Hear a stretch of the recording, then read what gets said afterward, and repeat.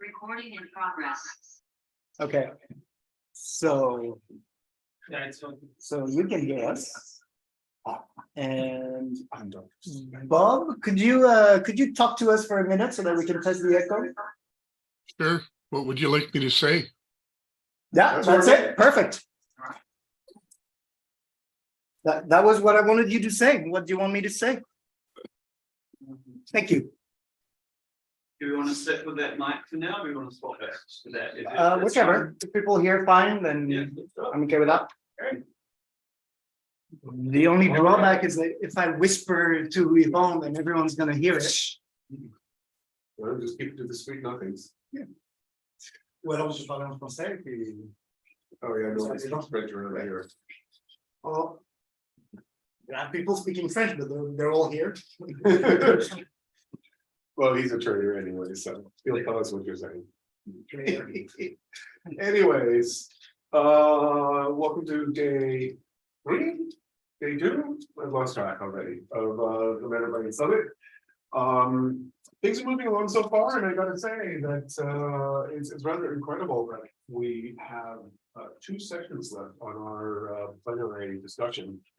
And also in general, that most of the things we discovered and just discussed last summit, more or less done. There's still some that we need to do, and some will continue, like the OAuth is a long project. We've been talking about that for a while, but it's a really stark contrast for, you remember who, you remember the NGS times when we talked for 3 years about like, we're going to do stuff in the future. And then, we just didn't do anything from the last summit. So actually just going through and getting a lot of stuff done is rather incredible. So it's been fun and productive so far. We've had some good food, good times so far. So a couple of pieces of administrivia while we're all here. I arranged dinner for us all at a place near my house called GSoC Tapas. So to truckle back to my house again. But that's because I know the place and they normally don't take reservations, so they normally don't do anything special. But I'm a neighbor and they're like, oh yeah, we'll help you out. So we're set for that. Their food is really good. They're going to give us a smattering of dishes. We don't get much of a choice in it, but they're pretty much all the top ones.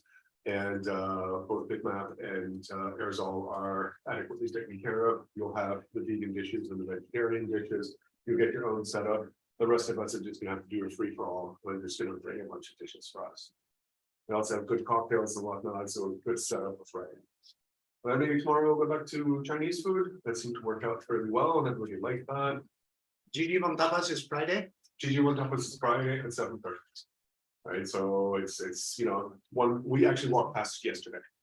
So other than that, I don't think we have too much else to discuss. Yeah, so we have 2 topics. Let's do the meta stuff on figuring out if any of the topics that come up, but we have survey results and Aerosol is doing that. Then we have a quick conversation about OFS donations. I think I know what I can propose that I'm comfortable with from a financial perspective. Any other topics? We're going to go straight to hacking after that. And we also still have a lot of the music-based topics that we didn't do, but I'm hoping that the music-based team interested in those topics will just meet after we finish the plenary, and we can keep that running on the web stream. Right? Sorry? Yeah. Yeah, and then people who are not into the MD specific topics, people start hacking. Simon? I just offered on IRC that maybe the remote this would be the last chance if any remote participants want to jump on cam and say something. Maybe we give them a chance at the end. Yep. Bob or anyone else, Yep. or Lucifer. Yeah, if anybody wants to jump in, we'll just do these 2 topics, unless anybody has any other topics we should talk about. I'm not sure about code signing. If this is something we should do in a small round, or if everyone is interested just to get an overview and. So that's not something that we actually. Oh wait, code signing. Do you want to just do a session and fill us in? And or should we just do this? I don't know. Just tell everyone here. That will happen like tomorrow morning or later on this afternoon. Yeah. What would you prefer? We could do a session to give an overview just, and then after that, everyone who is interested gets together and talk about that. I think that's a good idea. So code signing overview. Speaking of code signing, we still haven't gotten our €200 back from this, so No, mess. We. Okay. You're in the right place, Simon? Go for it. Oh, great.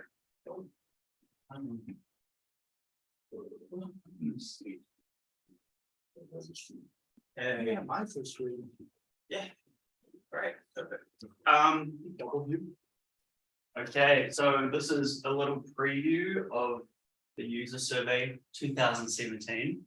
So it's Only the fresh deal. let's we can start with that. Let's say it's. It seems like academia levels of yeah, yeah, can't vote yet, so it's still MetaBrainz terms, so we're young. So yeah, survey run in 2017. These questions are for MetaBrainz and MetaBrainz Picard users.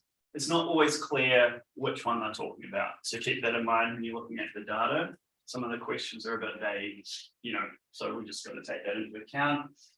Started by Leo Verto, who I haven't worked with, but I've got to say they did an excellent job. And trying to sort out this data, I can see why, if they got busy, they wouldn't have had time to do the results. But the survey, they did an excellent job. So, good job, Leo. About 1,200 responses. Don't know how we did that. It's a lot. Really detailed as well. Sanitizing the data. A lot of this I did on the plane on the way here, and it's again, we've got to keep this in mind, the accuracy, because a lot of it's free text fields. And I basically went through one by one and tried to be like, okay, It's the same thing. yeah, this is about this answer. If I put it down, it's about style guide. And some of it's a bit vague. So there's a lot of interpretation. It's just not, the graphs are not like perfect graphs. Okay, so the slides just scratch the surface. Really recommend, again, the individual replies are in depth. This is just scratching the surface. And yeah, as I said before, not everything did on the plane. Pretty jet lag right now. And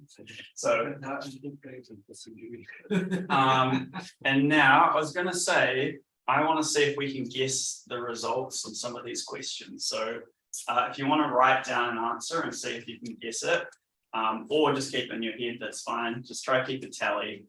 I'm curious.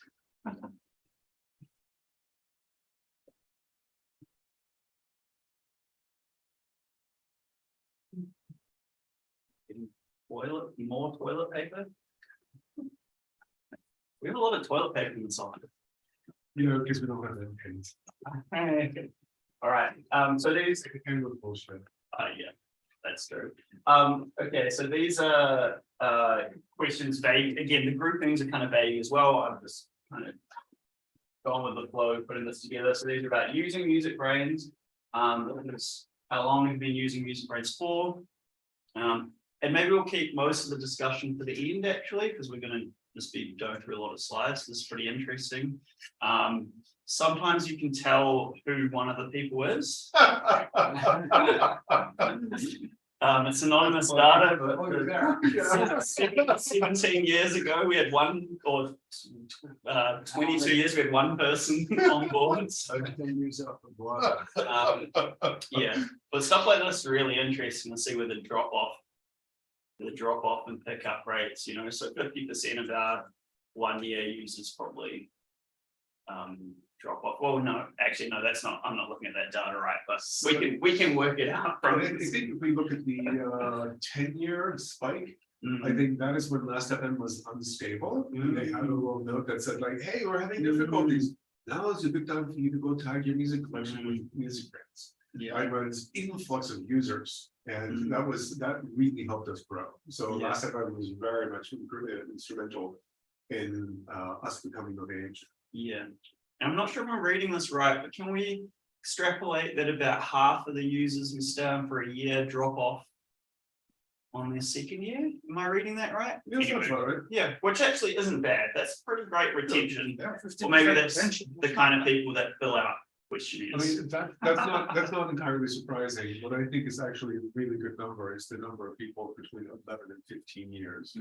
Right, that tells. It's not bad, it's a few hundred people. Yeah, I mean, I think there's 2 points where like, if you've been there for that long, you're gonna feel the pressure. Exactly. Well, if you're a new user, you're like, Exactly, yeah. you have a good time for this kind of feel. Alright, okay, so this is where you guys can guess.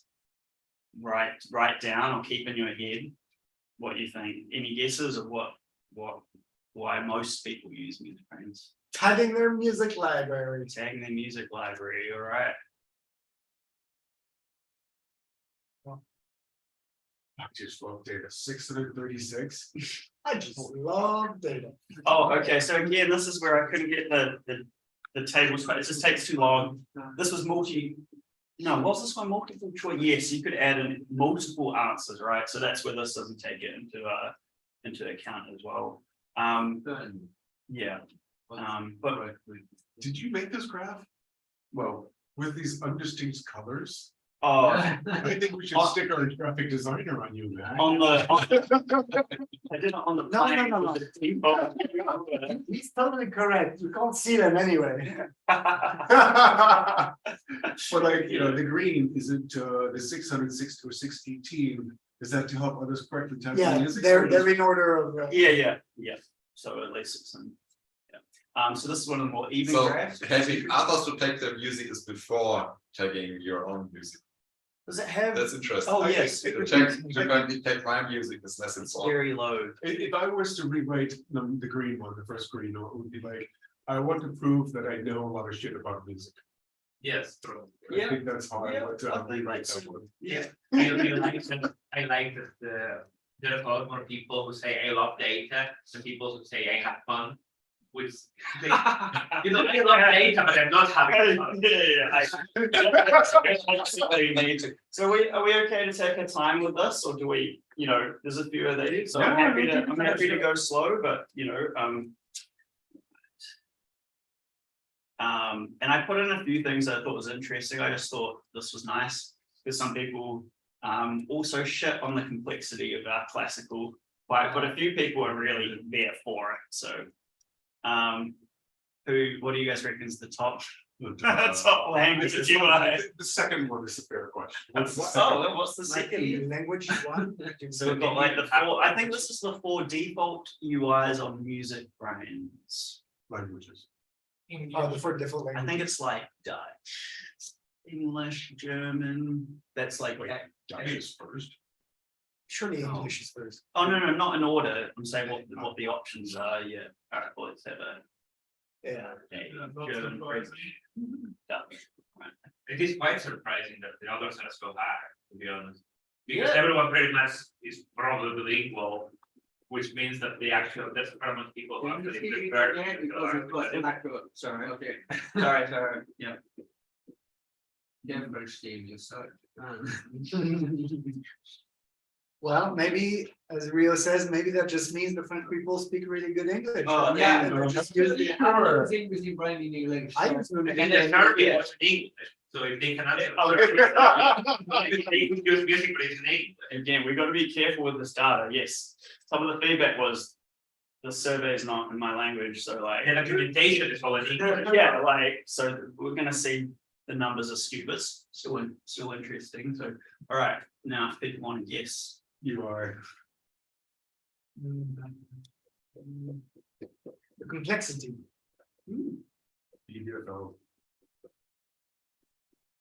Right, do it.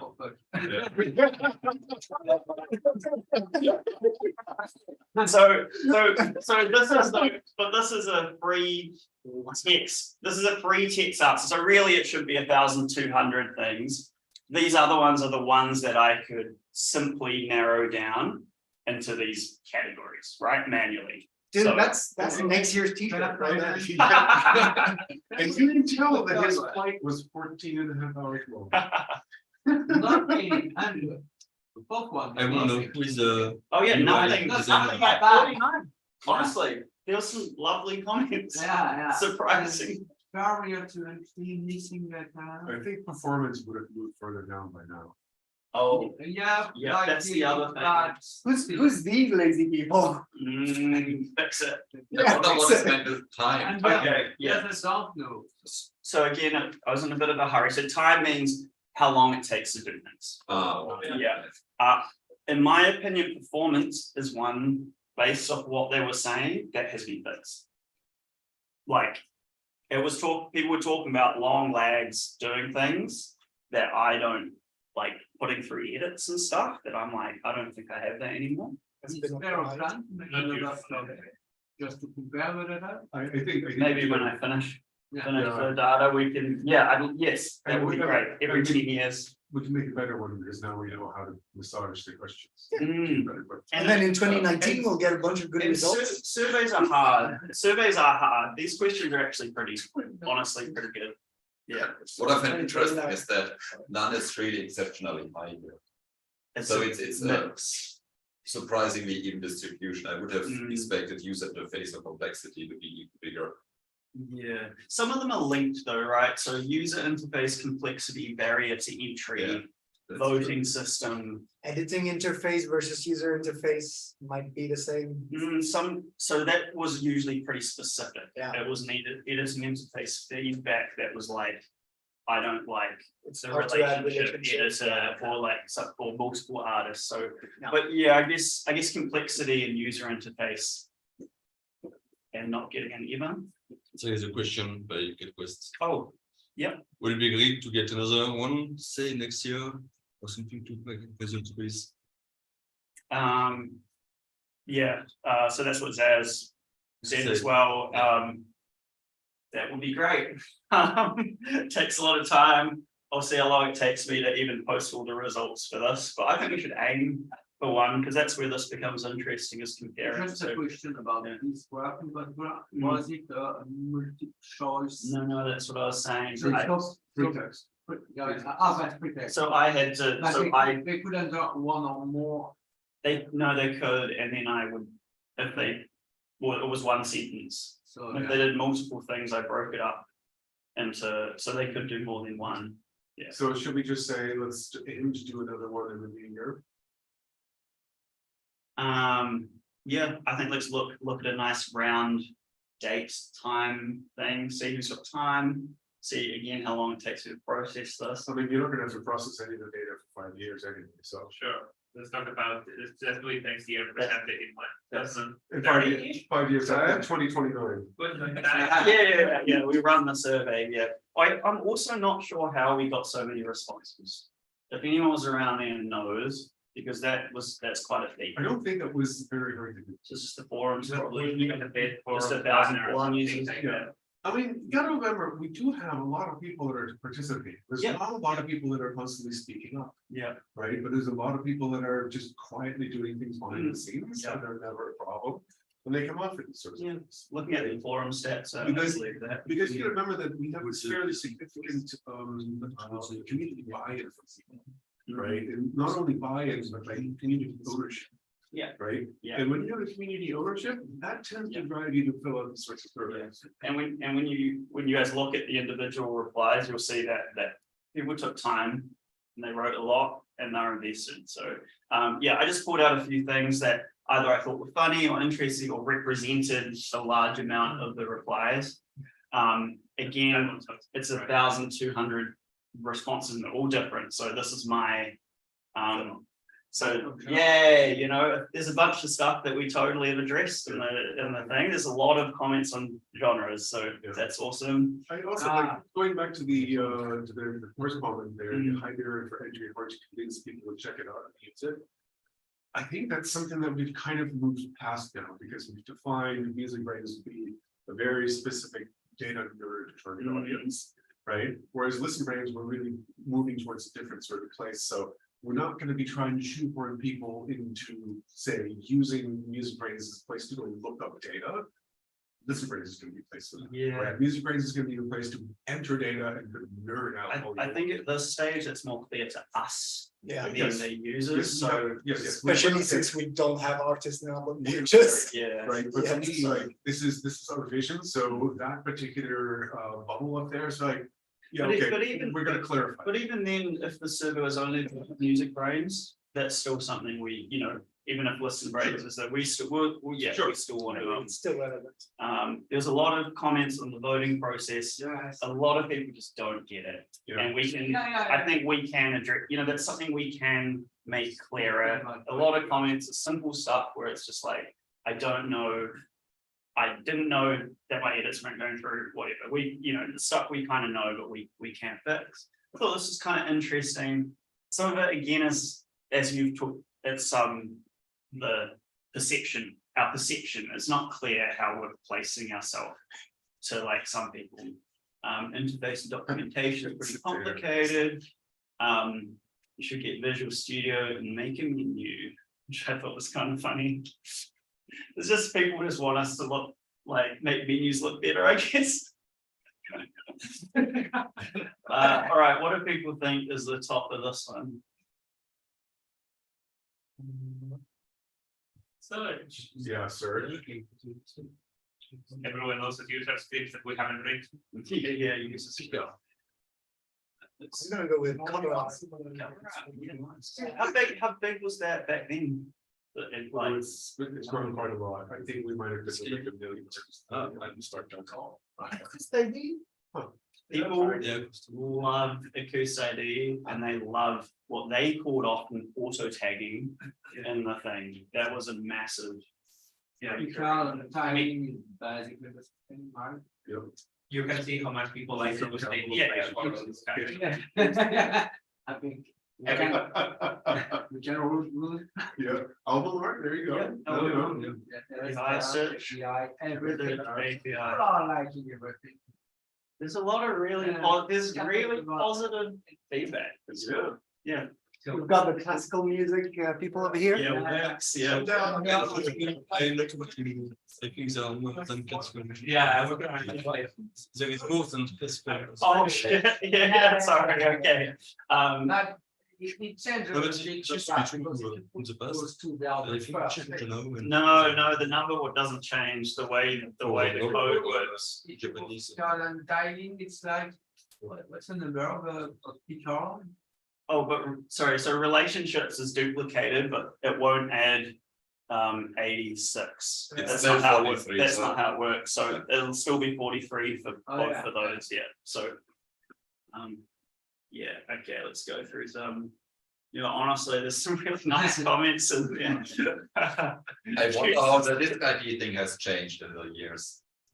Because I guess disk ID is now not mentioned anymore, not so important anymore. But there's a CD Yeah. revival coming. Before we get back to the CD. Yeah. Yeah, we might have those core users. God, is that a big? And again, I just picked out some stuff, right? There's so much in here, but this is just an example that people like really specific stuff that we've done, that we've put in,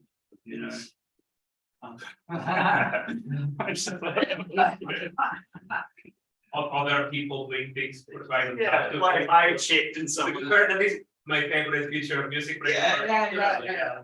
People who do the job for me. I have one to add on the same topic. My favorite feature in MusicBrainz is ZAS. Want to enter an album? Time. Yeah. Yeah. Like, oh, let me have this album. Well, I'm sure it's already in there. Hang on. Actually, about acoustic, there is a problem recently where it has been down several times.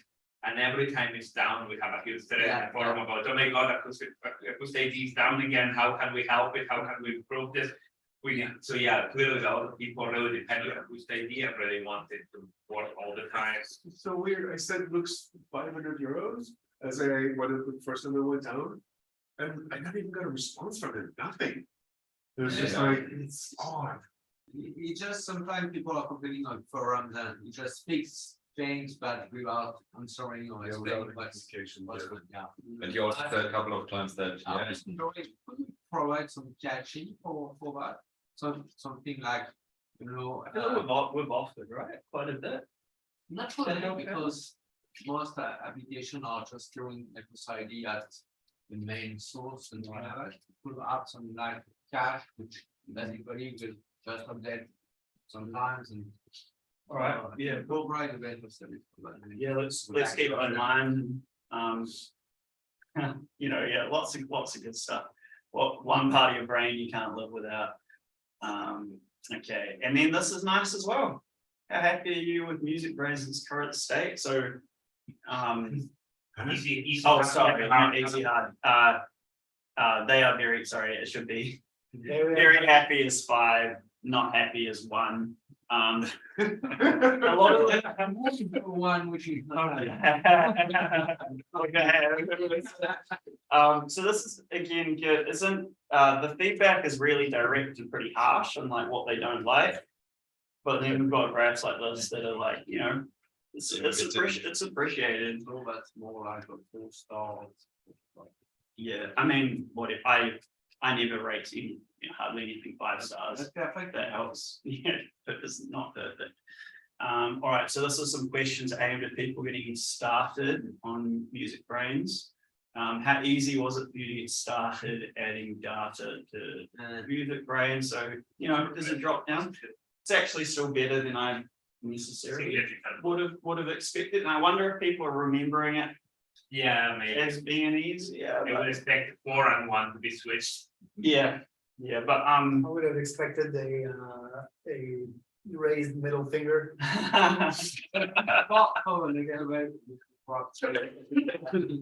This question to beginners, like people just yeah. like the use of MetaBrainz. It's like, so, like, are you beginner or? Yeah. I'm not sure if we had a don't know option here as well, because we do see later on, there's a similar question. A lot of people had the don't know or don't remember. So they might have just gone for 3. Yeah. Okay, any guesses? Yep, Picard. Picard, Plastic Band. BBC. Yeah, we've got the Infinity people never stay, that's why I'm thinking they might. Discovered MetaBrainz. Yeah. Okay, so we've got don't know, don't remember. Use a tagger which relies on MetaBrainz. That's this was multiple choice, like select, and then you have the option of putting in your own notes. But the second imply they were aware of MetaBrainz already. So Yeah, still a few through Google. Research, okay. No, not myself. Police. Yeah, I don't know what myself means. Found out by themselves. They're searching Oh, for right. what is a good music encyclopedia online. In their brain, not in Google. Again. I could put my hands. Yeah. All right, yeah, there's lots to do. There's lots to That's do. what I searched 16 times. So that's how we have to be. Foreign sites, yeah. So, for there's big music communities, and they'll also link to us. Like we want if you're sharing an album, it has to be tagged in the way that we want, and they'll say tag it using MetaBrainz, or I'm not usually surprised by that. These people are recommending MetaBrainz to their friends. So this is why the whole. BBC is not on that work. Or maybe in one of the 46 extra. Yeah. Oh, yeah. I'm sure. Business, It's, yeah. but I mean, like, with the UI we had 2017, I'm surprised it wasn't referred to by an enemy, to be honest. sorry. Like to refer to by a friend, they wouldn't have said it by friend, by enemy. I know you're the kind of person who's addicted to this, and they hate you. Yeah. Oh, no, So once again, like you're like, who put this reply in? Like, it's just, that's also Okay, anonymous. so maybe myself listening. What do people reckon? I mean, this was pretty broad, I guess, but like. I think your least is maybe. Understanding the relationship between the entities. Yeah, and that's only what you want. Everything. Yeah. Myself. I think for me, how do I listen to this? Like I can see it, but how do I listen to it? I'll let you know that that's not in the graph, but that did come up in some comments. Yeah.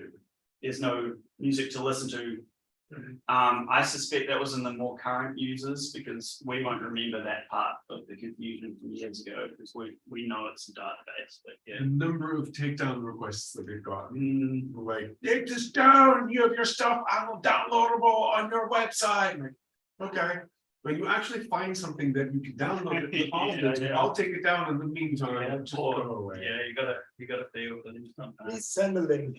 Please send it. So to be fair to Rio, there's a lot of style guide comes up a lot. And it ties in with the complexity, and I've kind of grouped things. They're not necessarily saying the style guides themselves are bad. Which they are. That comes under that I have filed under documentation. They said they don't like it. It's more that kind of comes under complexity. We don't know how to enter something. So Yeah, I mean, like, I can imagine some of it was like, yeah, like some people is like, this is not following the right style guide, and they are like, what is a style guide? And what is like hiding one?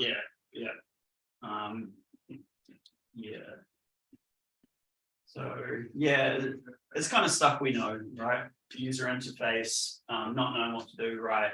The voting system, and then terminology and like release group versus release. That's what you're talking about. There's quite a bit of like, we use jargon. I think schema is also tangentially the same. A lot of It's hard to understand what's going on. There's Yeah. many moving parts and you need to know what you're doing. Oh, I've got jargon and terminology in there as well. Yeah, a lot of that's something again we should.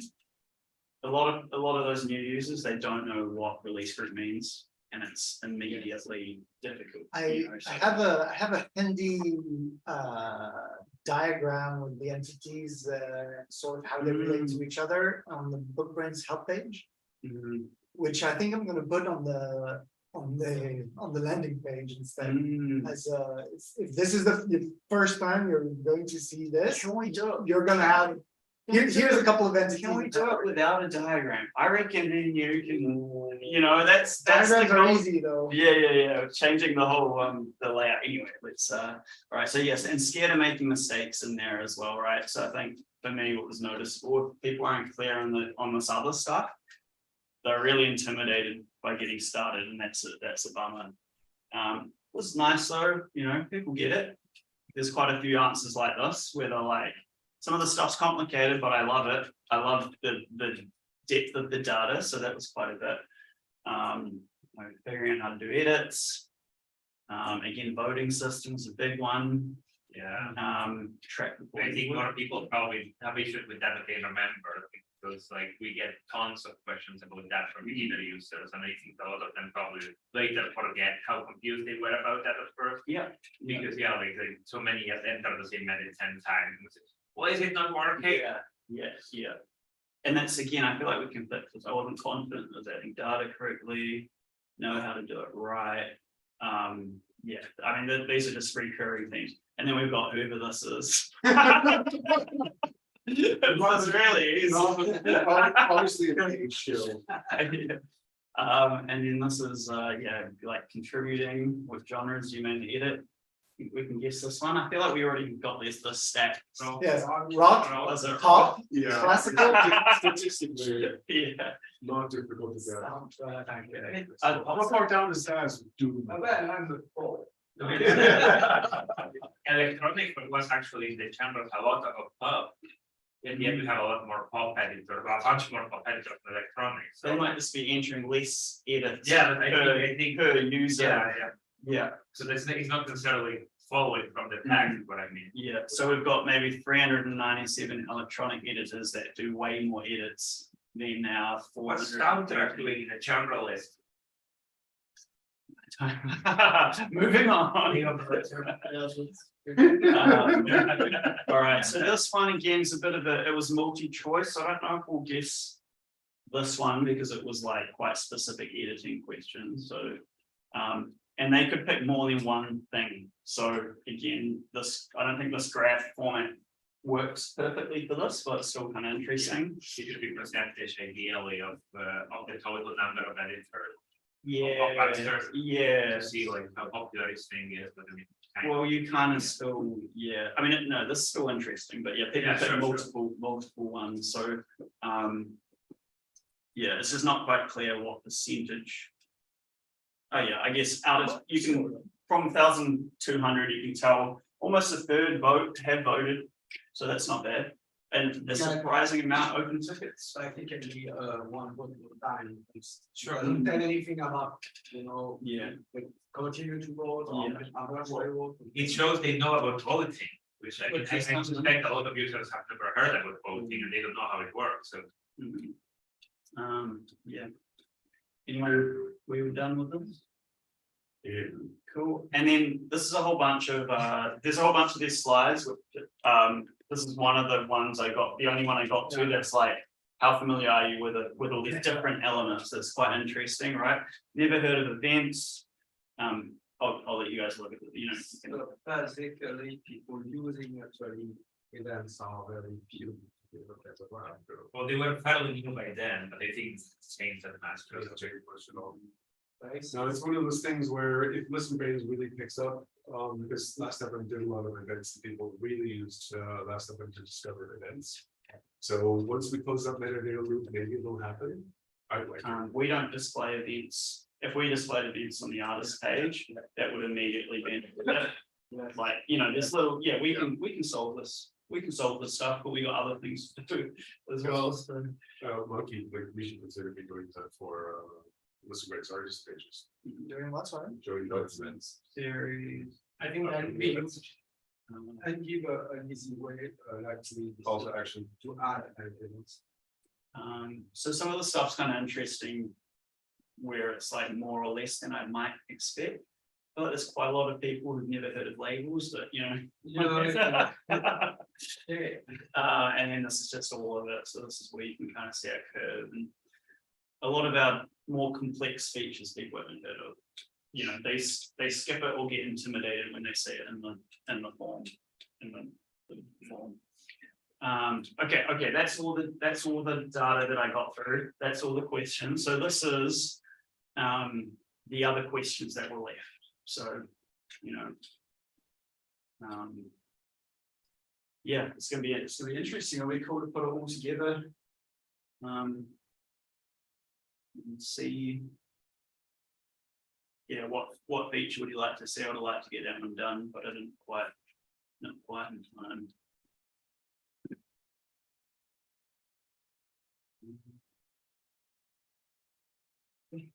Well, could you go back for a second? Sure.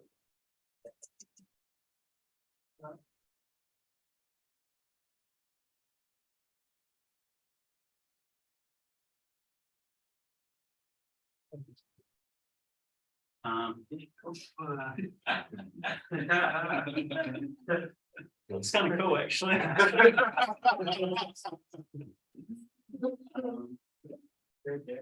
not sure.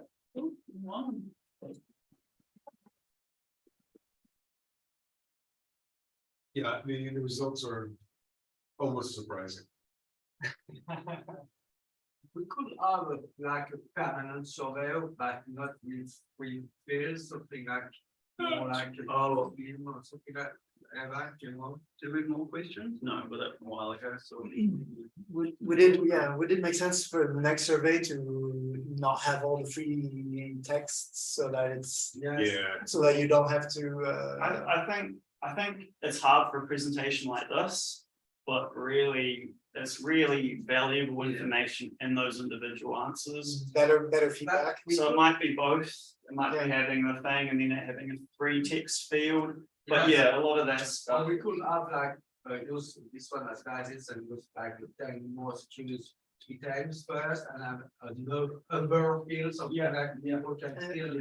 Not just that, but like select one or more and then another field separate to add more detail about your answer. I think that's good. So some of those did have it, and that was useful. So the other thing, I mean, I kept talking earlier about collecting data, and it's also like, do we have the capacity, if we run these all the time and really want specific, like, how able are we to be flexible and shift our focus? Or are we just collecting data that we kind of already know? We need to think about what do we want to get out of it and what are we going to turn around going into if we want to put more time in. So In which case we might want to ask more specific answers about what our plans are, for Exactly, example, yeah. like how do you feel about this direction that Yeah. we're thinking about going in? Yeah. I was thinking more on a feature level, so like, let's say we release this, fresh releases, and we want to see how many people are using it. If we can gather that data, is it actually useful for people and what kind of funnel people are going through?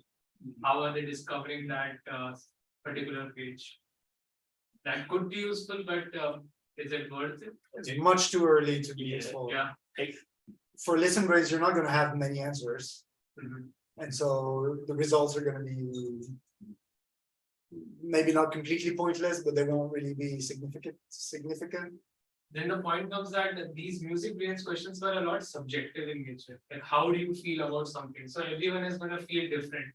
So it's different from asking objective questions like, is this feature what you want or not?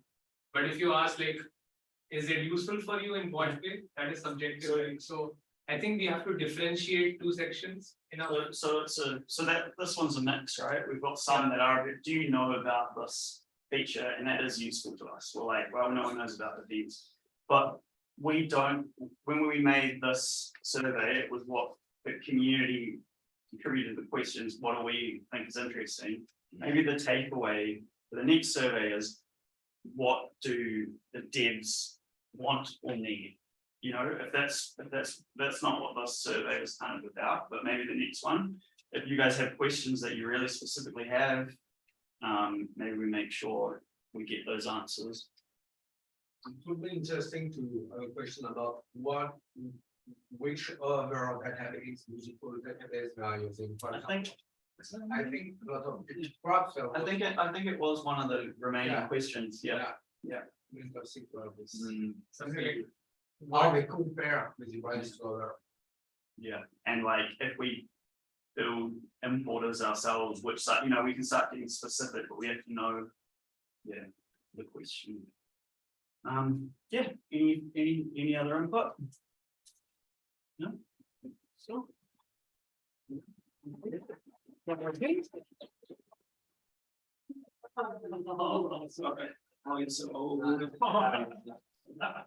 So thank you for that very thank you for that very job digging out all this data and rescuing the survey. So very interesting. And clearly there's some systemic biases in there, but you know, it's better to have this than not know anything about it. So yeah, in general, much better than I expected. Okay, so let's do OSS donations. Actually, this is mostly just me. So a few years ago, we wanted to do 1% for open source, which is the concept that organizations should donate up to 1% of their income towards open source. And then came a massive wave of inflation, and I put the company in cash hoarding mode and said, we can't do this. I don't like that. But at the same time, I'm not ready to commit $4,000 to it right now. So I think we should start slowly and start with something. And I think we should start with like €1,000, not 4,000, and then just evaluate. 1,000 I can just do permanently. That's not big of us, right? And if our finances become more stable, we'll see if we can work our way up to a full 1%. Simon? Can you let me know when we donate and we can just give those people we use a bit of a bump on our channels as well, and just, you know, I think that Yep. Makes sense. that's a nice thing that we should do. Yep. Actually, even just one line of here's why we're supporting them in particular, because And then hopefully they'll scratch our back later as well, you know, but we're friends. Scratch our back, you know, they're already feeding us important software. So, I think that depending on who we're going to support, I think we should not support organizations that have better funding than us.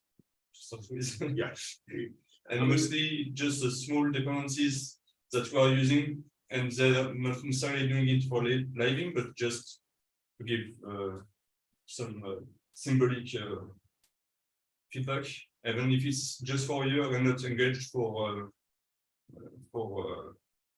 keeping donating every year, but like if you want to be able to change the amount of donation from a year to another, just to clarify that it's not necessarily engaging the foundation to donate every year, Right. at least that amount, we can just say it's been for you. So I know you're the one who cares about this quite a lot. Would you be willing to administer this and then basically ask the team, what should we donate to? You have, I think. We did that.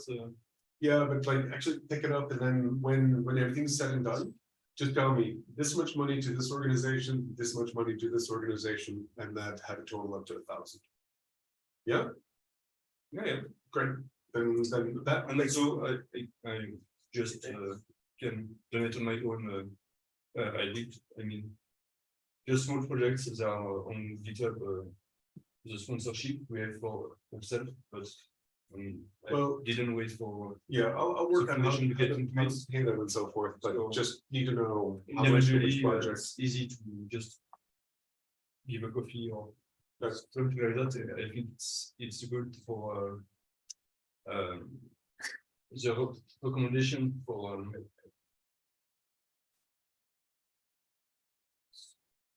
Yeah, sorry, I didn't mean to derail, it was a comment up. Sorry, go on. Yeah, no, just for communication, like we have recommendation by a friend we've seen in the survey before, and there is a lot of like direct communication between people about it, and open source is mostly about that. So it's good to spread the word. That's trying to support as much as we can. I think a lot, all the external libraries or services we are using as MetaBrainz, for example. I think about, I don't know, some I mean, tools or something like that. how many JavaScript libraries have been using? Right, like that's a huge task. It is probably at least half my fault, yes. I think Yvonne should. Yeah. I think Yvonne should ask everyone, because I think everyone kind of has an idea as far as like, this is my favorite consulting, and I wanted to give money to Spark because they're doing such an incredible thing, saving us incredible amounts of money. But well funded, Yvonne has good points. Let's not give money to Spark, right? So I think if Yvonne comes to asking, you like, what should we give money to? And I'll let Yvonne figure out like if we give $50 to a bunch of people, or if we just give $2 to $50 to 4 people. Right, we'll let Yvonne decide that based on the feedback he gets from you guys, right? And then when I get the what we're donating to, and let's do the donation in January. Okay, Monkey. For those of us who have JavaScript dependencies and a package manager, Guilty parties. know that your package manager will have an option to list out packages that are looking for funding. I don't remember what the command is, but that's a good way to find out of those libraries, which one that really saves me time. That's an easy way to list 2 or 3 dependencies per project that are really saving everybody time. Good. Yeah, Any don't fund React.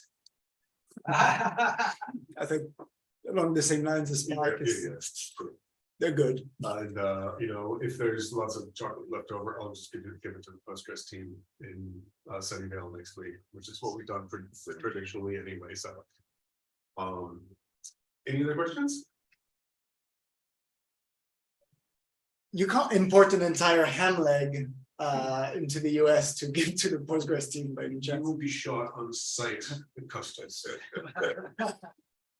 And I'm not kidding you, you will be shot on site. If I could, I would. And if I actually had any space in my suitcase, I would be taking more stuff, but I'm doing carry-on only. And at this point, I'm just like, I didn't actually account for this t-shirt, right? So I have to actually drop off like 3 or 4 bars of chocolate just to carry the t-shirt. So I'll just wear it. Doesn't quite fit, so. 3 t-shirts. What I think is gonna be like, somewhere stuck under my laptop or something. Put your arm through it and just wear it under your jacket or something, it'll do. Yvonne? Yeah, there was another topic that actually came with the other day. It was with GSoC and other event for getting people involved into coding, like Oktoberfest and preparing the GSoC ahead of time. So we can discuss. It's organization-wide topic. It's not very long. I think it just feedback on how it's going. Do we continue on to code signing or do we take a break? I think we can keep going. Yeah. Everyone want a break or is it just? So, code signing. Then let's just. Yes, Comfy one too.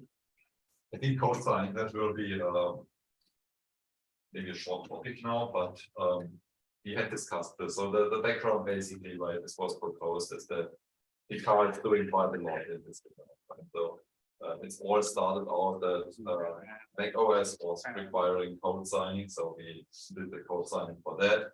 It's also better for Windows because Windows will also warn if the code is not code signed, so we did it there as well. And of course, also our source releases, the Linux maintainers, the packagers for the different distributions ask for this sometimes, especially from Arch Linux. So since recently, we also do the code signing for the source releases. And I think we will also have other projects, maybe where we release source code or where we release binaries that we want to code sign. One thing that came especially in mind is the MetaBrainz desktop app, and Lucifer has been in contact with me and we have been discussing this. So is Lucifer with us? If yes, I have not forgotten about that. I will set up the credentials. My goal here is actually twofold. One thing is that I just want to let everyone know and to make sure that we can use code signing, and we should probably put our efforts together then in all the MetaBrainz projects, right? So if someone wants to do something about that or has thinks it's useful for them main projects or for one of the MetaBrainz projects, we can get in touch and see if we can use some of the learnings or some of the infrastructure that is already present in Picard. The other part is that currently for Picard, a lot of this, the details and the knowledge about how we do the code signing and where is everything placed and so on. The knowledge is very much focused on myself. So Is it done automatically? Is it an automatic process or yes, it's done semi-automatic? So fully automatic. It's fully automatic, yes. That's And even more interesting. we could not do it without that, right? Because I can say a little bit about that. So in Picard, we have everything automated using GitHub Actions. And when I started to be more active again after the Picard 2 release, it was actually done that the key was actually part of the repository, but it was encrypted. So that's probably so ideal, but I think it was strong enough and encrypted at that point. We changed the setup a little bit, but it was important for us that we can automate this, right? Because releasing Picard with the many packages is already difficult enough. For the code signing, you usually use or need the operating system, right? If I want to code sign for Windows, I should have a Windows machine available for the proper commands. More so even on Mac OS, where I should have a Mac OS available, and using 2 or 3 different machines just to manually sign everything was not feasible. And it should also be doable without that one person that normally does it being available, right? That is also important. So, Do you have all these machines at your disposal? sorry? Do you have all these machines do you have all 3 machines at home to do this with? In some way, yes. In some way, yes. But the Mac this is a Mac Mini from 2014. It's kind of slow, right? So also you have to wait a couple of minutes after you booted it until it wants to work with you. And for Windows, I have a virtual machine, and I can use my work laptop as well for some testing. So If you ever find yourself in a position where like, I wish I could rent a virtual machine to do this install, or things that make your life easier, need some resources, maybe. yeah, for macOS, that may be even something that could help. So how this currently works is we have a document for that, but it's only shared between a few people. So Sasas currently access Rob and Lucifer. Because it's touching some security sensitive parts, I was uncomfortable with making it totally public. But the general procedure is public anyway, right? Because you can read it from the GitHub Actions. So how we try to make this as secure as possible while still automated is that we put the encrypted keys on a S3 storage. It then gets downloaded during the build, and then we have the secrets on the GitHub part. And so none of it ends up leaked in the source code anymore, is that the? Yes, that is important, yes, nothing goes Oh, out. it's encrypted once it's in there.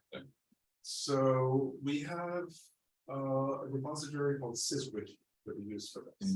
But it has all the Twitter passwords and all this other stuff in it. That would be a place to put it. Yeah, The problem is that we currently only make that available to contractors. Yeah. Because of privacy reasons. Yeah. Right.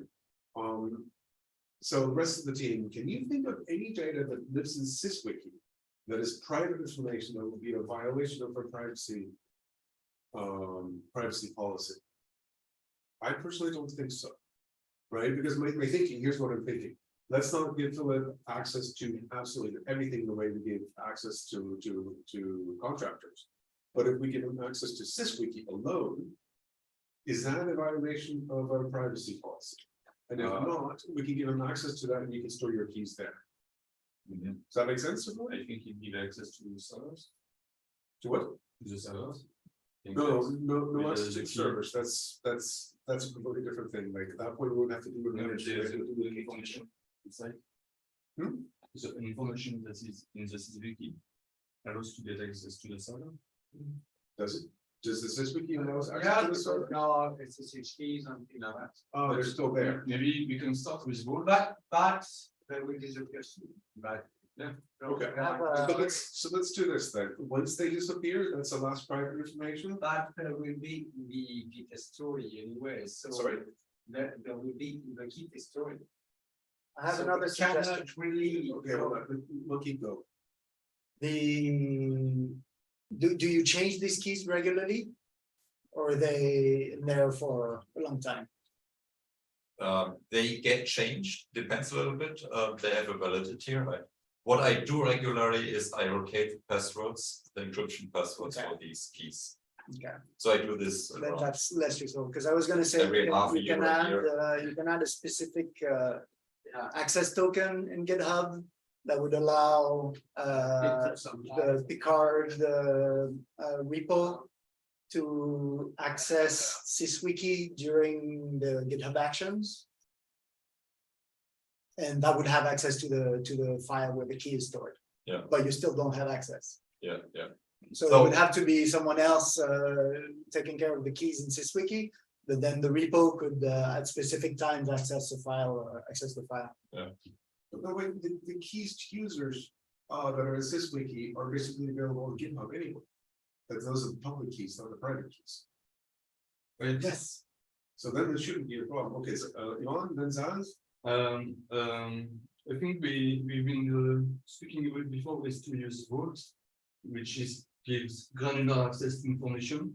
And if we don't move everything from SysWiki to it in a way, in one go, I mean, it can be a start to use it for this code sending keys. So we could have a small instance of Vault running for this. And give granular access and gradually you can move some information from SysWiki to it. Yeah, but Anyway, I think most of, for example, SSHD will move to MetaBrainz Ansible anyway, and most of the SysWiki stuff is now obsolete, so basically I think it's non-issue because soon necessity will only be about documentation, something like that. I think Yvonne's idea is even better. Yeah. Let's just make a dedicated wiki that is available to core team and Philip, Mhm. and then we don't have any issues. Yeah, that would be good Yeah, to document something like that. Okay, let's just. So- At some point, SAS already copied it over to since we can remember, but in the meantime, it has been updated, right? And currently I'm the main person updating this because I'm dealing about this stuff. Yeah. It's annoying, by the way. Yeah. It's very annoying to handle the keys and the updates especially with Yeah. So after, when we go to the hacking sessions, you guys sit down and we'll build this repository in the system. okay, let's do that. Great idea. Good. Any questions about that? TBT. Otherwise, we go on to the next one. Okay, so thank you so much. Okay. So we have only one topic left. Actually, are you running this topic? I didn't mean to have it as a. Yeah, that's what you get for opening your mouth.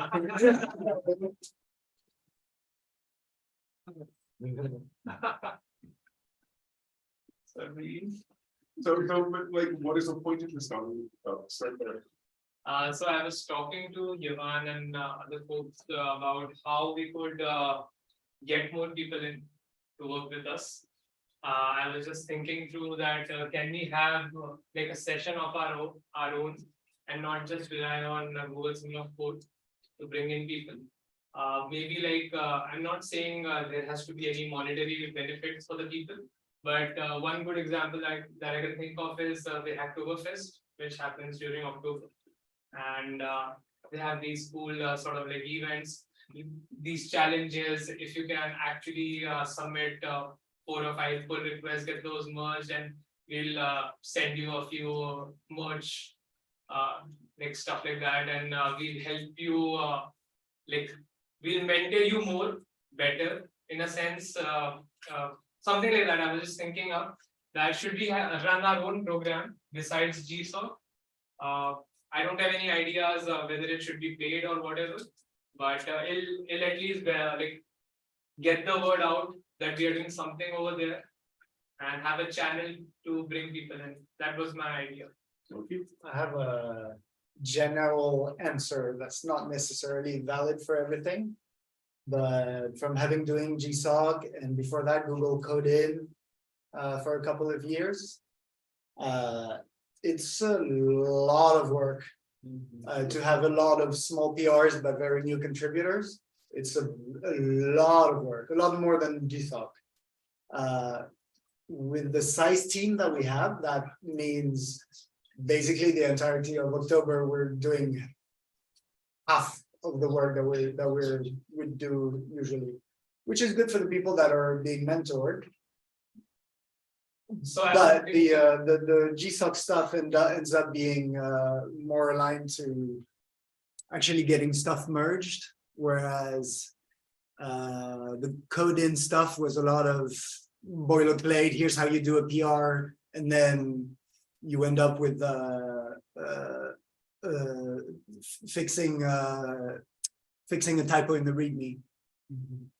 It's good for people to get started, but we're not a big team to be supervising 100 people doing the smallest PR, which Hacktoberfest ends up being, because people want stats more than results. It ends up being, what are the 5 quickest things I can do, which isn't super interesting for us. agreed on that. So first we have a question online, then is Philip, and then myself. I would like to add to that in the meantime. Oh, there you go. You're connected. So Lucifer, what do you got? Hello. Hello. Hey. Yeah. Yeah. So actually, a couple of colleges in my city had asked me to come and give them workshops on how they could start contributing to open source. So I was thinking maybe I will be organizing a few sessions where I will help the students set up the ListenBrainz server locally, maybe just write a Troy plugin and or maybe something related. Yeah. I like that. Yeah, Yeah, I like that. Something like that. And plus, I was thinking from what Monkey was saying that we don't want random as PRs. We want more focused work. So let's say we design an ideas page beforehand, like we do for GSoC, and have those projects in and ask people to one by one work on that project specifically. And if you are working on a particular idea that we have suggested, only then we are entertaining your PRs. That could be my idea for the beginning. I think it could be flexible because people can come up with like, hey, this thing is broken. You didn't realize there's no ticket for it, but here it is. That's I better. think For that's even better. But I agree. We could have a specific tag for tickets. Bug fix hack 2023 and have those already listed. So GSoC is more like a discussion where we like allow everyone to bring in their ideas and work with us on the ideas. But what I'm proposing is more like a hack session that, hey, these are the ideas only for you right now. These are the 10 ideas. If you want to work on it, start by working on it. We don't entertain too much discussion in the beginning, but yeah, if you get involved with us, you have better ideas, then we can listen. Okay, so we have Philip, then we have Simon, and then we have Ivan, and then we have me.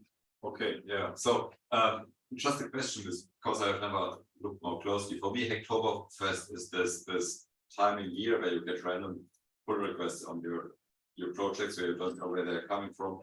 And at best they fix a typo, and at worst it's you just close the game because it's just spam. Yeah. Is there some way to actually propose things for it?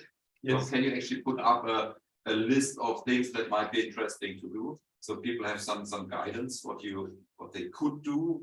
Currently, you can tag tasks with Oktoberfest. Okay. So basically, you have to create issues, like anyone can take part in Oktoberfest. Yeah. If you have a repository on GitHub, you have to create issues on GitHub issues or wherever else. You have to tag them with Oktoberfest. So if a person is actually solving for that issue via PR, they have to link that they are fixing this particular issue which has this Oktoberfest label on it. Mhm. Only then are your PRs entertained, and automatically you get your points up because of that Oktoberfest label. And if you do this in our MetaBrainz ticket system, how do people find that? Can it be linked somewhere or? I'm not quite sure about it yet because I've seen only with GitHub issues. We would probably have to add tags manually to the PRs. If I had to guess. Apparently, they've been trying to fix the issue of having too many small, low quality contributions. But for this year, it's a bit safe because the preparation is done in September. Yeah. And it's starting like tomorrow, I think. Yeah. So we would have probably not good indication for contributors and So I'm not proposing this that we have to be in Oktoberfest. I'm proposing we have to do something like this. Yeah. That is my. But I just was asking specifically about that because I find it generally interesting, but my experience in the past with it was rather disturbing. it was just to answer to Philip's question about Oktoberfest not doing production. Yeah, I think there's what I can imagine that we can do something within a parameter that is manageable, maybe by a few people. And I have been thinking that's kind of why it's Listen Brains again. I was quite keen to have the explore page include tools by other people, but clearly they don't have to be polished. You know, that's something that's fun. That people can just hack something together that does something stupid, and we can display it if it works. You know, there's already people that can code their own stuff, usually using last.fm data. There's hundreds, so we know people want to, or we can do like. I'm just thinking there might be a way that we can, rather than letting them loose on our code base, and then we can't check all those contributions anyway. Maybe you can find something that's quite specific. It doesn't need a lot of hand holding. That's fun for people, and that we could pull them into, like, you know. I'd say what you are solving for is making our community bigger, and with having more plugins in and populating our explore page with other ideas as well, not just listen page. Is that what you're talking about? But that also gets them using our code and introduces them to our community, but without encouraging them to just make a ton of pull requests that have to be checked, you know, like letting them have a play and a soft introduction. Does that make sense? Like offering a sandpit. That's my thought when I hear the discussion. Monkey, you hear that? Nope. Okay. So I personally think, as far as outreach, especially in India, we have this one contributor in India, this would do a good job of bringing people into the project, so thank you. That said, there's also, I don't want to start any rumors or anything like that, but in the GSoC community has been, the GSoC team has been fighting for survival from the bean counters at Google for years now. Right, they've been trying to get us to give them the right stories about how GSoC has changed our lives and our projects and why it's important to us and so forth. Well, the bean counters just sees like, oh, we see like these, I don't know, $60-100 million. I don't know what it is now, but it's a significant chunk of money that goes into some of the code. We see this going away, and for accountants, there's no ROI. They see no, we don't see any return on our investment. They're like, this shit needs to go away. Like our stockholders want to see more earnings, yada yada yada. So the chance, like, if they basically don't, like, normally at the end of the mentor summit, they will announce the next year's GSoC. If there is no announcement this year, I will not be surprised. If there is no announcement this year, which means that there will be no GSoC. Which means that we will need to basically do our own GSoC, right? We could go with outreaching, but outreaching is like, you need to bring $5,000 hard cash to the table for each student, right? No, right? Like that's not what the stipends of our students in India are getting, and that's where all of our students are coming from, right? Like we had, we had one Canadian student who was Indian, right? So, we can do this differently. If we're gonna, if GSoC goes away, we can come up with our own project to do that. But let's do that at that point in time. So as far as like doing anything more formal, right now we can't, because we don't have the bank for that. Anything, something what you're talking about, great, please organize that. Because me personally, I feel that GSoC takes a lot of my time and energy, and I don't really have time to go organize more stuff. Okay. Rito? Yeah, if I want to talk, I want to say one quick comment about this, is that Summer of Code pays does include Summer of Code 2024 program rules. So That's boilerplate shit. maybe, but it's amazing. If they're gonna cancel, they have to have It's not announced, right? Until the announcement comes out, nothing is real. also, he's not from Canada nor India. It doesn't count. It's one of us. No, it's in the event there is a GSoC next year, and we discussed with Untitled that we should announce IDs Earlier.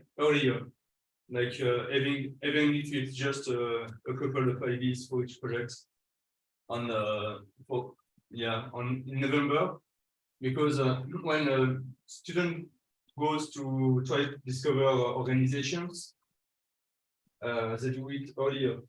Like when Sandra came, he was in the organization like in January or something like that. Even Jasjeet joined around December last year. He was working on year in music right last year. So Sandra, he came in December, I think. Who? Sandra.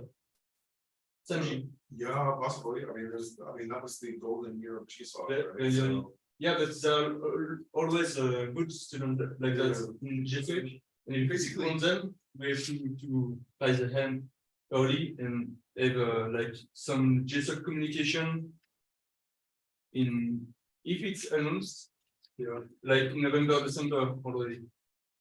So, like, speaking of those things, there's a couple of changes I want to make to how we deal with GSoC if that comes around again.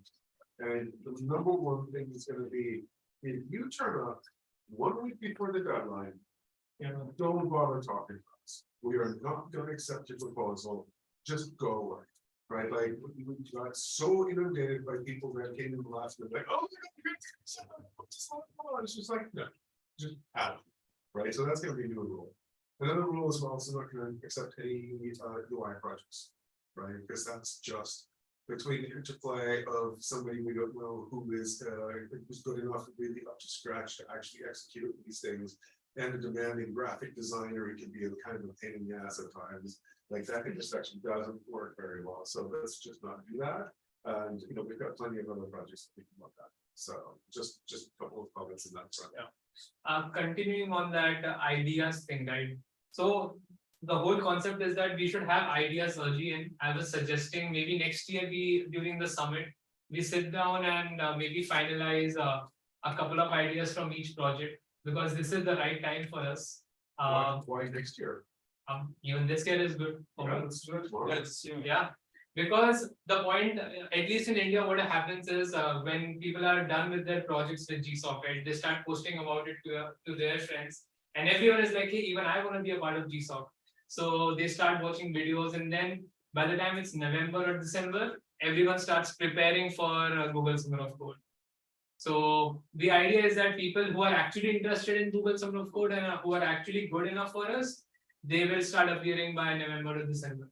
Yeah, I mean, those people are also the ones that likely turn up in the channel and go like, hey, what should I work on? They're not likely to even be drawn in by an ideas page, because they'll come to us and ask us, right? Or like, more specifically, you'll come and push them into our IRC channel, right? There you go. Sean. Good luck, Simon. I'll had us on the back, and by us I mean me a little bit. We have been really proactive with the GSoC socials at the moment. It is all really focused on early. So like we are, you know, we might have the ideas page up yet, but we're definitely engaging people well before. I've been finding discussions about GSoC on like Reddit and stuff, and being like, get in touch now. These are our videos, you know, like we're kind of doing it. We should keep it up. Yeah. Because like from my experience, I found it very useful that Jagjit, the student I mentored this year, was already familiar with everything. I just had to guide him to work towards the project. He already knew the code base, he already knew everything. So if we can have more students that way, I think that will be more beneficial for us. So that's pretty much it from my side. Any other suggestions? Thank you. Cool.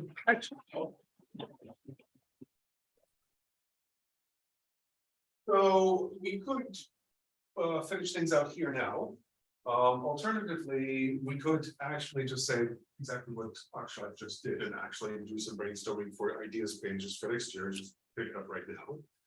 Or we could do that tomorrow as a session. Thoughts? We could probably spend 15 minutes and just shout out some ideas and take a picture of that. Shall we do that? Okay. All right, we'll do that. Anyone want a break? Can we? Anyone about to pee themselves? No? So remember, non-GUI projects. So I'm gonna go MetaBrainz, and I think MetaBrainz needs to choose projects that are not Perl based, because like we have such a hard time drawing people into Perl based things, but like obviously search should work in other Python. Huh? No, Pearl. Oh. But like, no one's gonna take a Perl project. Let's not bother with those ideas out. And then we have. There's no reason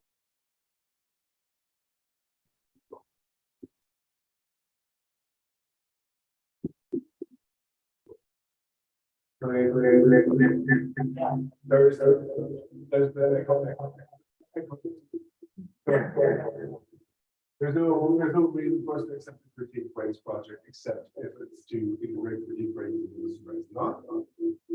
We already has an idea with Which project? was it's for the email.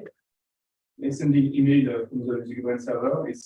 It's not for so far, and we want to move to So a templating language which is called MRNL, and which has a binding in React.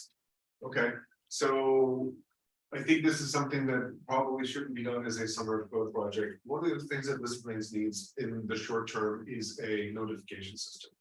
Now, Right. And give me a second. We talked about this last year, right? We didn't want a general sending messages to user system, but a notification system. Right, the notification system needs to then also send emails, so, and it needs to be MetaBrainz ones, right? So what I want is, I want a MetaBrainz based web service, so that any project wants to send a notification to a user. They can send a notification and then, we can use a template toolkit for that. And send notifications so that if I'm, in ListBrainz, there's a notification mimicking what Google does, basically. Right, so there's a notification bubble on each one of our projects. It's the specific location that I can go to and then read all my notifications. And I'll get my NewsPrints notifications, my BookBrainz notifications, they're all in one place. Right, and this project is an important project that we need to do right. So I think that particular project is something that I don't think we're going to get around to this year, but it is becoming critical to have some guidance for the spreads. So this is something that I would like to do in-house, not in summer. So it's a project in React, so it's not in Perl. If you have to work on on notification system, it will be in Perl. So it's not something we can delegate actually doing the user notification, user messaging system. Whereas email sending, it's also for subscriptions. We agreed not to do a user messaging system. Oh, We agreed MetaBrainz will do one. That's No, not no, the no. same, but MusicBrainz not doing one, but I'm anyway. not agreeing on it as well, but it's not the topic. Yeah, okay, let's But yes, let's just leave it be. Sorry, I Sorry. didn't add sorry, another but- point. Prophet has just said it's hard to hear the audience. So we're gonna stick to one at a time and clear speaking Right, for sure for everyone over here. So, okay, Yvonne, what else do you? So it's not about the messaging, it's about sending emails. And for now, if we do it in React, we can use it for the other project because they all use React. Sending emails, what do you want to call this project? What's it called? Let's get it on and move on. Sending emails. Sending emails. And although there is no dependency with other code we have in MusicBrainz. Okay. So they can start on it. If it's not going to the end, we will not depend on the success or not of the project either. It's pretty independent of the rest of our work. That's why we've been thinking with us. Any other ideas? ListenBrainz, BookBrainz, UserBrainz, what have you? I would love some tag similarity visualization thing. I think the app could very have clear. genre submission. Yes, that'll be nice. Tag similarity visualization. And could we actually make that more genericized and then also be able to do relate like album similarity? Because that's another, I think that could be really interesting data. Maybe. Okay, other ideas? An idea from Yeah, from the app. On the app side, genre submission. Okay, submission, you mean tagging? Yeah. We've got a suggestion from my RC, that's Prata Fish, saying artist pages for ListenBrainz would be excellent. We are actually going to work on that maybe this afternoon. Yep. And if not, in the coming months. Mr. Carter, have anything? Two answers to that. Yes, I would like to have it. You have to ask us about that. Me mentoring, that does not really work out. I'm sorry.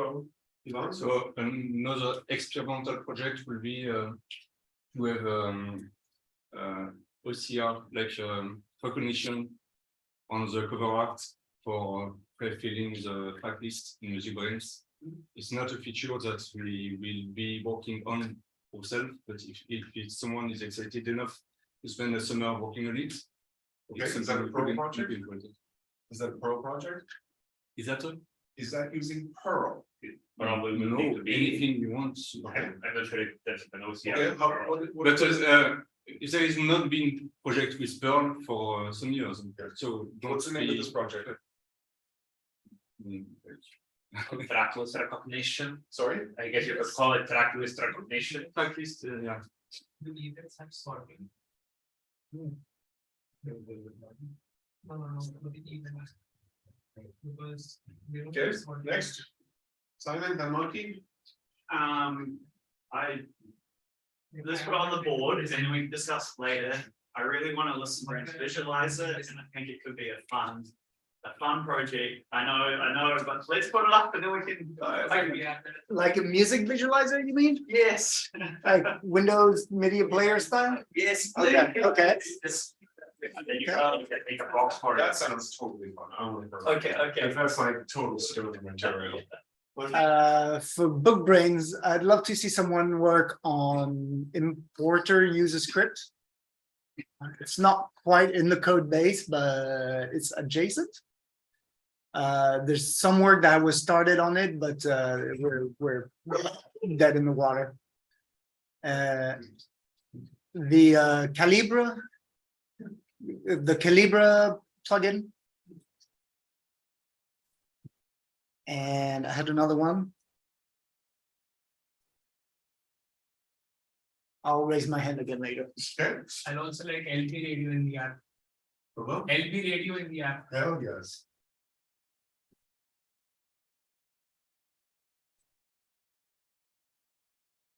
Hey, LB Radio UI.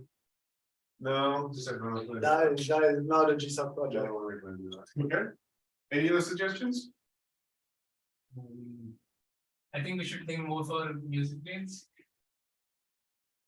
Should get someone in. Yeah, off you go. I mean, like Try ideas. the main problem for music rights ideas is pretty much everything that's big, but gonna involve Perl. No, So not unless- necessarily, but it's also depending a lot of the change we have currently. Sure. So having something independent and that we can say, Yeah. yes, it will be ready at the time you. Sure. Like, for example, like I still would like set list the improvements, but that you can't really do that without Perl. Yeah. Protofish, Can you we do have this? comments on tracks like YouTube? Shout boxes, I guess.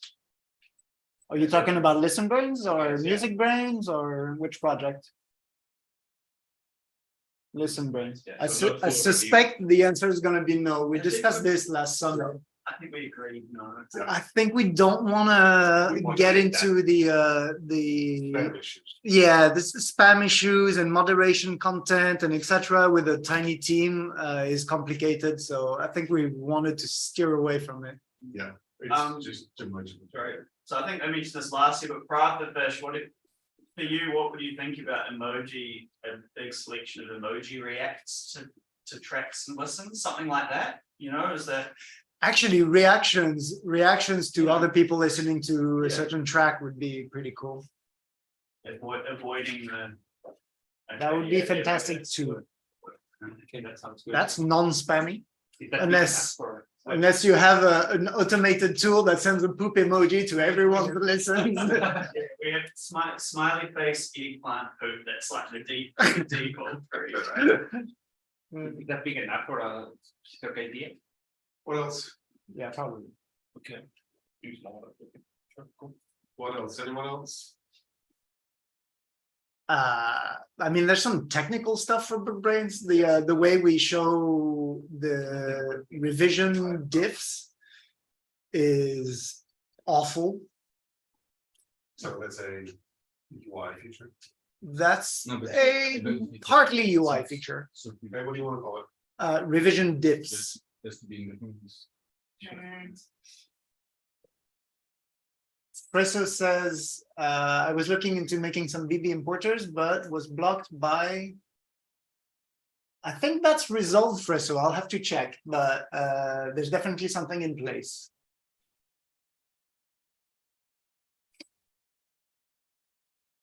Any other ideas? Bob, what was your comment about? Which project? Any books? No. I might Oh, be yeah. able to help, but it depends on the complexity of the project. I have a Yes, fair But understanding of we the will code. add more later on if we've already some for each project, it's a good start. So Won't that's, get that was about. It's all much better than The last car. year, where we had no idea where to. The events thing in ListenBrainz, is it going to be an in-house project or Which one? yeah, adding events to ListenBrainz? Events to listen to. Yeah. I mean, Concert events, that would go on the artist page, so that's. I think events to listen brains actually asks. That's probably not a whole project, So, because I we're mean, just querying music brains. Music brains, yeah. I was checking at the list of ideas music brain had for this time. And most of them did already not involve Perl and still didn't get any traction. So I think it's Listen Brain is cooler. I mean, Hell yeah.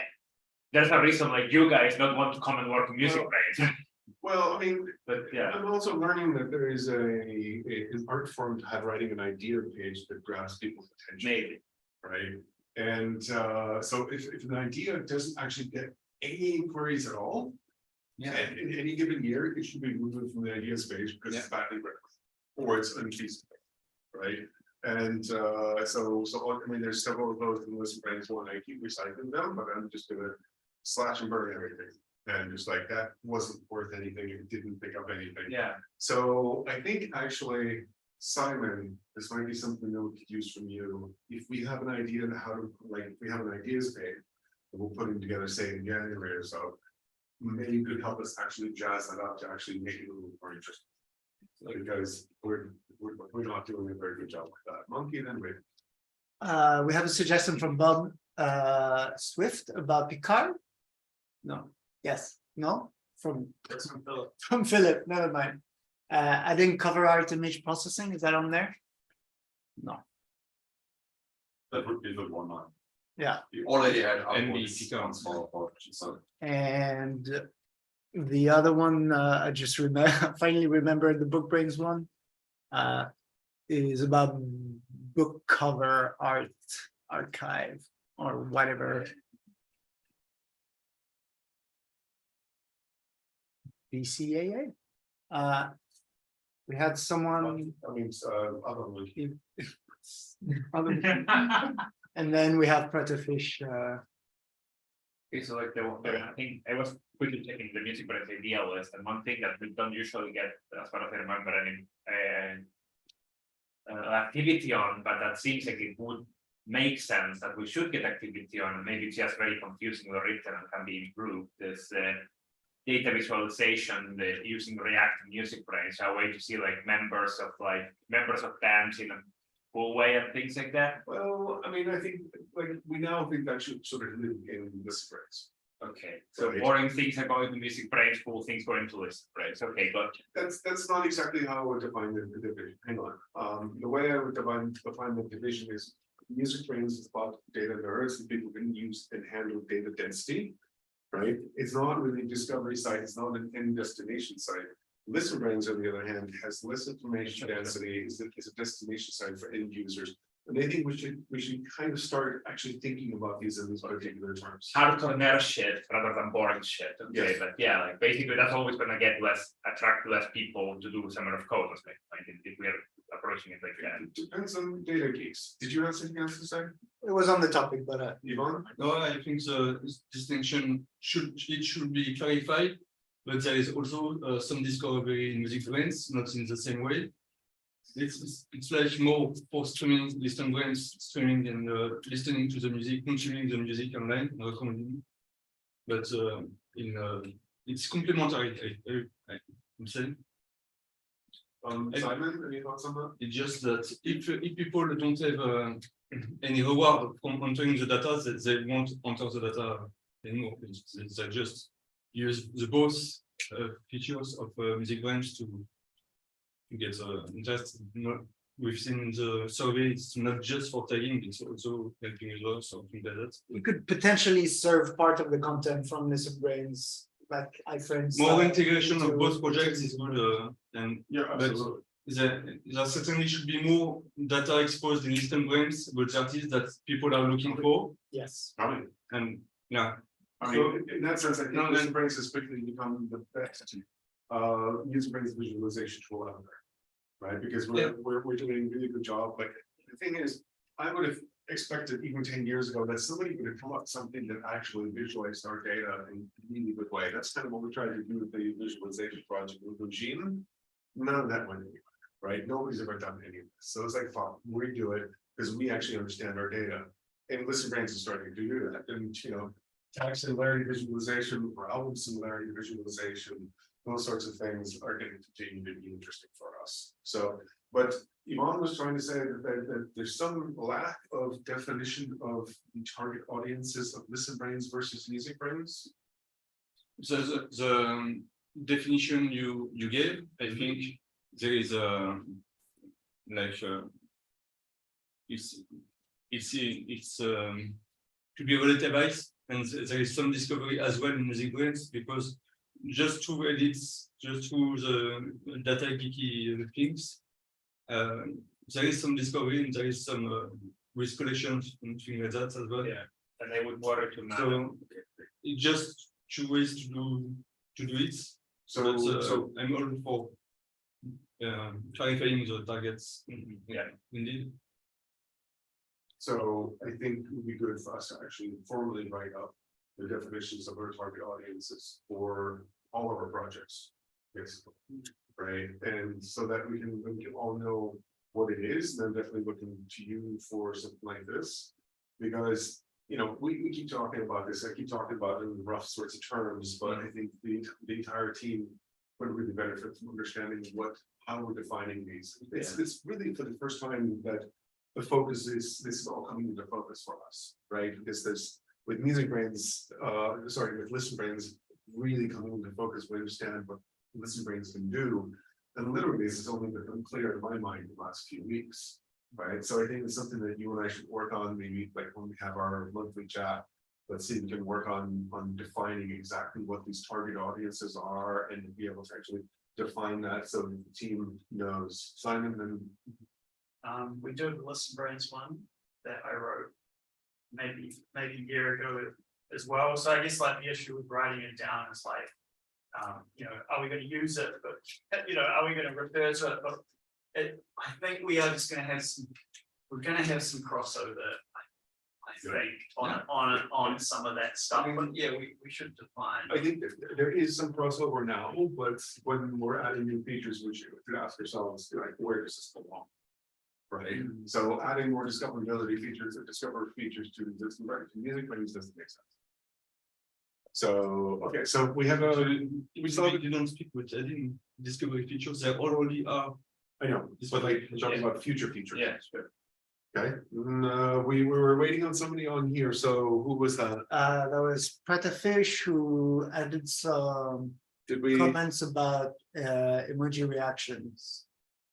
I think the emoji reacts could also be a good way to aid the recommendation system. We can ask the user to reach with the vibe of the song. Highly danceable song, dance emoji, super sad song reacted with sad emoji. So And enough of these reactions might help make mood-based music recommendations better. so maybe that's what's missing from your motivation to get me a mood list. Maybe Yes. you need to get me an emoji mood list. Yes. Maybe that will help. Emoji. Yeah, I think we should have some machine learning projects also.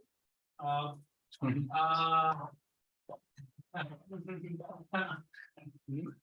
man, yeah, turn everything into AI. Yeah. Yeah, No, no, sure. because a lot of people in colleges start working with the machine learning projects. Since we have a big data set available. And There'll I have, probably be a benefit for another. I have a list of machine learning projects and students have been coming in, I've been handing them out, and they've not been completing anything. So Okay. this is a non-starter. Yeah, I mean, like, what would be our goal? Because that we are not, we need some of our code to benefit us. It doesn't make sense to attract people with machine learning projects we are not actually gonna use. Okay. More generally, I'd say if you're trying to find problems that can be solved with machine learning, you're going the wrong way around. You're going up the right street, but the wrong way around.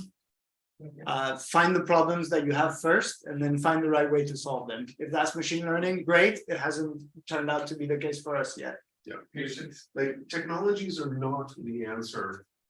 Like the answers are solving problems, solving features and so forth.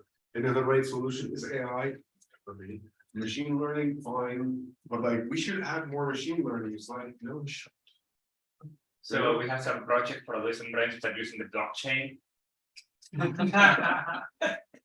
No, but more seriously, I wanted to comment about the whole MusicBrainz, ListenBrainz thing. That if you want, yes, a comment to keep in mind that if you want to keep ListenBrainz people, even if it's a small amount, finding MusicBrainz and not immediately recoiling it, like what the hell is this? We cannot have all the cool looking stuff only in ListenBrainz. I mean, because Simon was trying to work on a nicer artist page, but a lot of that is actually like things that weren't meant for editors. Really. And I think actually we need to re-examine some of the designs we made for MusicBrainz, right? Because back then ListenBrainz wasn't the destination. And so I think some of these design things, if they're not really supposed to be end user pages anymore, we may need to actually change the designs that we have in mind for MusicBrainz.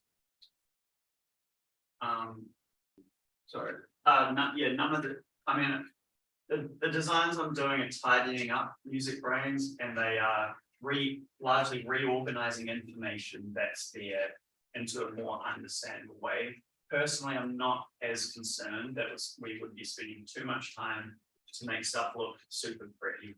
I want to have MusicBrainz have an understandable interface, people know where to go, with reusable blocks that aren't confusing for people, and adding data in as few clicks as possible. So I think, whereas with ListenBrainz, I think we are already really doing it correctly, where quite often looks are before functionality. UI over UX. Yeah, and that's a total shift already. So I'm not. I think we can. Yeah, I don't think the crossovers will get into that. All right, we're getting into the weeds. Huh? Any more ideas focusing back on this? I have a machine learning project. Actually, one that is thank you. Actually solved by machine learning. We talked with. Every time you say machine learning. We talked with Alistair a couple of years ago, at the beginning of Dolly, about feeding a machine learning one more time. about feeding a statistical analysis algorithm the entirety of the event art archive, and then generating custom fake cover art based on users' listening history. Anyway, anyone have any other?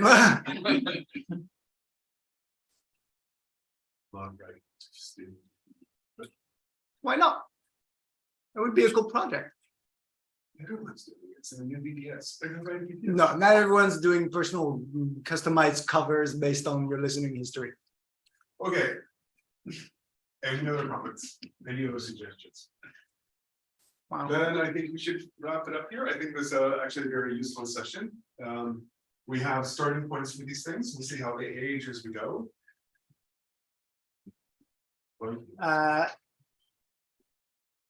Pratamesh says, I think we could also have pages for songs. I think that's also planned. We're going to do artist and album pages first, and then we'll have recording / song pages on ListenBrainz. I don't know about virality, but we'll have who's listening to this, who's listening to this track, what are the reviews and the pins for it, and things like that we can reach to in the MetaBrainz universe. I think we should close because at this point we're just fishing for new features, and we do not need to fish for new features. We would have enough for the next 10 years. So we just wanted ideas of things that we could do for some of our code next year. Got some ideas. Let's go last call for any concrete things that have already been discussed, the things that we want to do that could be done to produce something. All right, let's be done. So, last question. I'll take a picture. The last question, do we have anything else to discuss, or should we finish the live stream for today? Should we do a live stream tomorrow at all? Or are we just saying we're done with streaming for the time being? Do we have anything specific to stream? You know, I have a sneaky suspicion we're going to come up with new things to discuss. So I think I would tentatively say that we should do another session at 2 o'clock tomorrow and see what comes up. And if nothing else comes up, we're done. How's that sound? Should we just let the remote participants maybe, I mean, will they be called in for their individual hack sessions, I guess, at that point? Yeah, I mean, it's also, you know, we need to be careful and cognizant of people like, R.D. Swift, that has to get up and, be up at 6 in the morning for this, so. And it's not that interesting. Right, so maybe what we should do is tomorrow morning is actually answer this question. If there's enough things that pile up before then we can, tomorrow morning say that we're gonna actually have a session. So that maybe the Bob can wake up at 6, 5 in the morning, go like, am I getting up or not? And then if it's not sufficient enough, you'll. I'll do this back to bed. All right. Cool. Any other things? Otherwise, let's just Yes, Akshay, Yeah. say machine learning and No. I wanted us to discuss whether we should move all our documentation away from the websites to things like Read the Docs. Okay, so we'll close. Thank you, everyone. It's small things. I don't want to just, that's a great topic for next summer. Thank you, Akshay. Thank you. All right, thank you, everyone. Much appreciated. Thanks for watching. And we'll see you have another session tomorrow. No, but thank you, everyone. Thanks, everyone online. What are you gonna do with the rest of your day, huh? I know what I'm hacking on.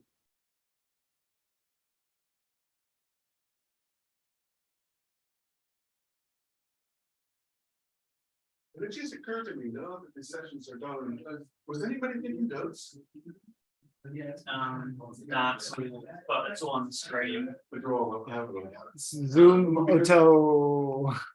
Yeah, I don't know if we turned them on or not, but I mean, it's recorded. They should be able to do it retroactively, no? not with Zoom, Hmm. but that feature is turned on. The transcript might actually be on the machine that's recording them, so it's possible. Cool. Well.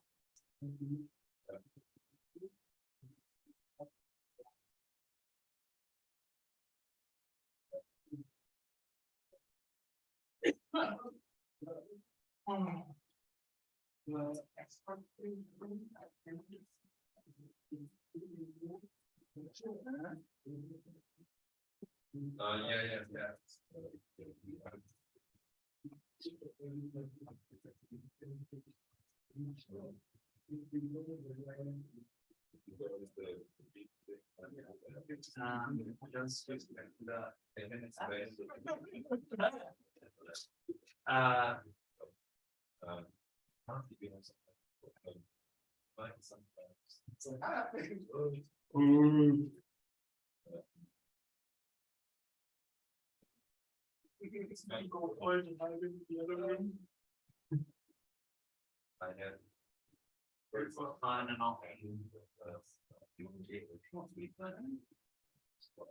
I think some people might leave the project if we had a Google sign-in. Sorry, for what? Oh, for our projects. Yeah. Oh, I mean, if it's an option, I think that people will be like, you're working with the tablet, I'm gonna living. That's what we kind of get every time they have to use a captcha. So speaking of, how is the captcha change? Yeah, okay. Does that make code? Sorry. No. You just have that in there. Yeah, probably. Also, I should have I did not have it on camera. Yay. Agree to share the blame. But Saying it. Then you put those under and you get more stuff for the over. That's international base. We have more. Yeah.